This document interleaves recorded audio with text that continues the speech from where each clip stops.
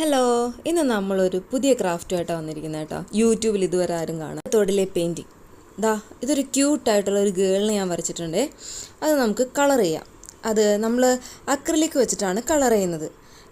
സ്കെച്ചൊന്നും use ചെയ്യാൻ പാടില്ല. Sketch use ചെയ്ത് കഴിഞ്ഞാൽ സ്പ്രെഡ് ആവും. അക്രിലിക് യൂസ് ചെയ്ത് നമുക്ക് മാക്സിമം ഭംഗിയാക്കാം.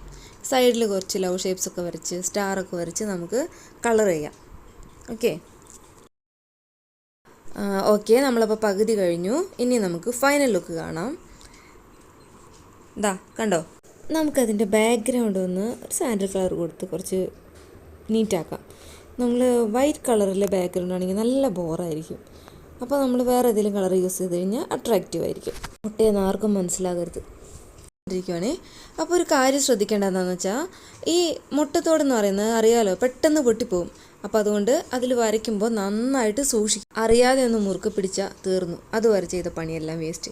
ഇനി നമുക്ക് വേറെ വർക്ക് നോക്കാം കേട്ടോ. മുട്ടത്തോടിലെ മയിൽ.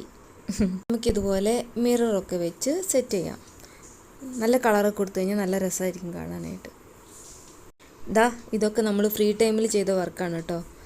അങ്ങേയറ്റത്തൊരു കൃഷ്ണനൊക്കെ ഇരിക്കുന്നുണ്ട്. ഇതുണ്ടല്ലോ, നമ്മൾ ഈ ചെറിയ ക്യൂട്ട് ആനിമൽസ് ഇല്ലേ, അത് ചെയ്യും. നമ്മൾ എക്സലിൻ്റെ ഈ സൈഡില്ലേ, അവിടെ വെറുതെ വെച്ച് കഴിഞ്ഞാൽ പൊട്ടിപ്പോകും. അതിനെന്താ ചെയ്തിരിക്കുന്നതെന്ന് വെച്ചാൽ, നമ്മളുടെ മാസ്കിംഗ് ടേപ്പ് എടുത്ത് അത് ചെറിയ ചെറിയ പോർഷനാക്കി കട്ട് ചെയ്ത് അറ്റത്തൊട്ടിച്ച് കൊടുത്തിരിക്കുകയാണ് കേട്ടോ. അതിൻ്റെ വീഡിയോ ലാസ്റ്റ് കൊടുത്തിട്ടുണ്ട്, എല്ലാവരും കാണണേ. കട്ട് ചെയ്ത് സ്കിപ്പ് ചെയ്ത് പോകരുത് കേട്ടോ. ഇതാണ് നമ്മുടെ ഫേവറേറ്റ് മയിൽ. പിന്നെ എനിക്ക് ഏറ്റവും ഇഷ്ടമാണ് കേട്ടോ ഇതിൽ മയിൽ. മയിലിനും ഇതുപോലെ ആ വർക്കിനും ഇതുപോലെ സൈഡിൽ മാസ്കിംഗ് ടേപ്പ് വെച്ച് ഒട്ടിച്ചു കൊടുത്ത് കളർ ചെയ്തിട്ടുണ്ട്. അപ്പോൾ നമുക്ക് പെട്ടെന്ന് പൊട്ടിപ്പോകുന്നില്ല.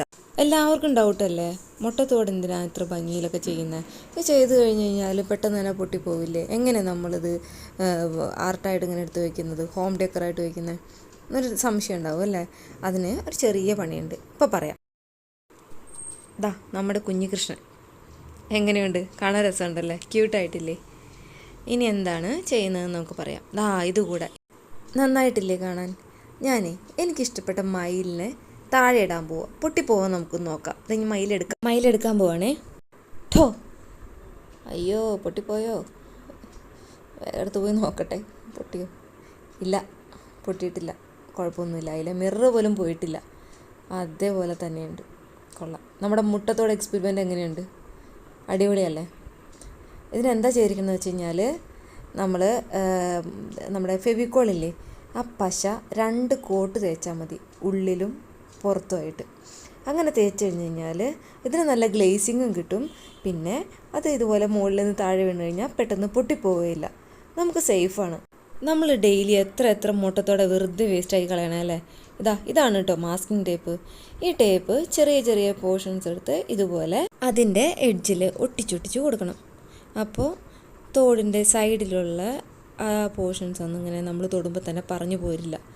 ഇത് സ്റ്റാർട്ടിങ്ങിലേ ചെയ്യണമായിരുന്നു കേട്ടോ.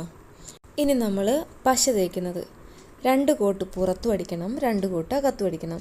അകത്ത് മറക്കാതെ അടിക്കണം, നിർബന്ധമാണ്.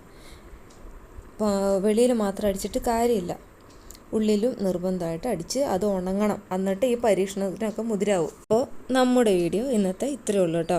നിങ്ങൾക്ക് എല്ലാവർക്കും ഇഷ്ടപ്പെട്ടോ? ലൈക്ക് ചെയ്യുക, സബ്സ്ക്രൈബ് ചെയ്യുക, കമൻറ്റ് ചെയ്യുക മറക്കല്ലേ. നമുക്കിനി വീഡിയോ ആയിട്ട് കാണാം. Bye, see you again. Thank U.